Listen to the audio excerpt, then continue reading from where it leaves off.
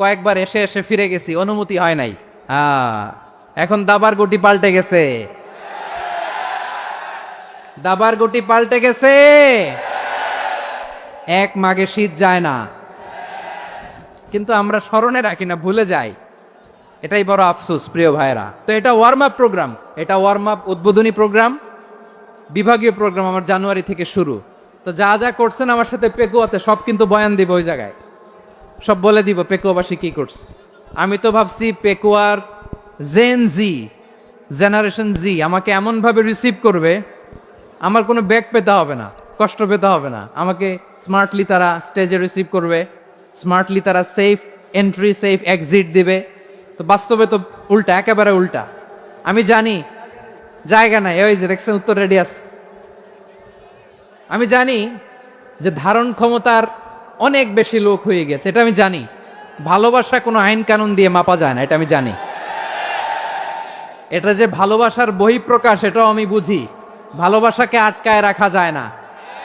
এটা যে ভালোবাসার অগ্নিস্ফুলিঙ্গ, এটারে কোনো কিছু দিয়ে দামায় রাখা যাবে না, এটা আমি টের পাই। এজন্যই মনকে বুঝতে যেটা ভালোবাসা। মেহেরবানি করে অল্প কয়েকটা মিনিট একটু সুশৃঙ্খল আমার সাথে থাকতে হবে, আল্লাহর ওয়াস্তে, আল্লাহর ওয়াস্তে। প্রিয় ভাইরা, তাহলে আমরা ঐক্যবদ্ধ জীবনযাপন করতে চাই, ঠিক কিনা বলেন?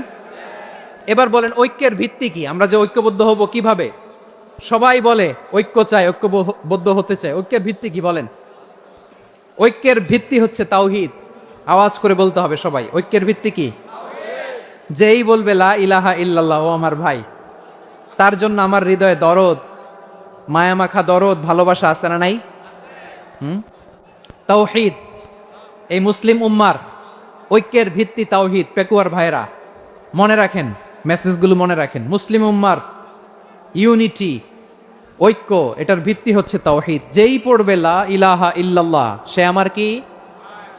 এজন্য বিষ্ণুই বলেন মান ক্বালা লা ইলাহা ইল্লাল্লাহ, যে ব্যক্তি বলবে লা ইলাহা ইল্লাল্লাহ মুখলিসান মিন কলবিহি, অন্তর থেকে যে পড়বে লা ইলাহা ইল্লাল্লাহ, দাখালাল জান্নাহ, সে জান্নাতি হয়ে যাবে। সুবহানাল্লাহ বলেন। যেই পড়বে লা ইলাহা ইল্লাল্লাহ, সে কই যাবে? জান্নাতি হয়ে যাবে। তো এখন আমার সব ভাই যারাই লা ইলাহা পড়ছে জান্নাতে যাক, চাই কি চাই না? নাকি আপনি শুধু একাই জান্নাতে যেতে চান? একাই যেতে চান? আমাদের জান্নাতের দল ভারী হোক, আমরা চাই কি চাই না? যেই বলবে লা ইলাহা ইল্লাল্লাহ, ওই আমার ভাই, সে জান্নাতে যাক, এটাও আমি চাই, ঠিক কিনা? নাকি সবাইরে জাহান্নামে পাঠাইয়া খালি আপনি জান্নাতে ঢুকবেন? আচ্ছা বলেন, সব গেছে জাহান্নামে, আপনি একা জান্নাতে, ওই জান্নাতে ভাল লাগবে আপনার? আকল খাটান। সব জাহান্নামে গেছে, যান।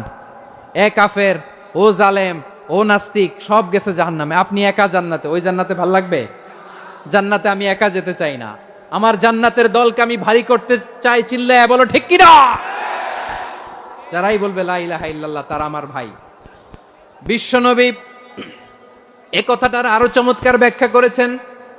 তিনি বলেন মান সাল্লা সালাতানা ওয়াস্তাকবালা কিবলাতানা ওয়া আকালা যাবিহাতানা ফাযালিকাল মুসলিম লাহু যিম্মাতুল্লাহি ওয়া যিম্মাতু রাসূলিহি ফালা তুখফিরুল্লাহা ফি যিম্মাতিহি। বিশ্বনবী তিনটা ক্রাইটেরিয়া শুনিয়ে দিলেন। তিনি বললেন মান সাল্লা সালাতানা, যে ব্যক্তি আমাদের মতো নামাজ পড়ে, ওয়াস্তাকবালা কিবলাতানা, আমাদের কিবলারে কিবলা মানে, ওয়া আকালা যাবিহাতানা, আমাদের জবাই করা পশু খায়, ফাযালিকাল মুসলিম, সেই মুসলমান। সুবহানাল্লাহ। আমার মতো নামাজ পড়ে মানে কি? তার ডিভাইন অ্যাক্টিভিটি আমার মতো, তার ইবাদতের সিস্টেম আমাদের মতো। ওয়াস্তাকবালা কিবলাতানা মানে কি? আমার যে ডাইরেকশন তারও একই direction, to the direction of কাবা। আল্লাহু আকবার। কাবার দিকে হয়ে সে নামাজ পড়ে। আমার ডাইরেকশন তার ডাইরেকশন, আমার ডেস্টিনেশন তার ডেস্টিনেশন এক। ওয়া আকালা যাবিহাতানা, আমার জবাই করা পশু খায়, সেই মুসলিম, সেই মুসলিম।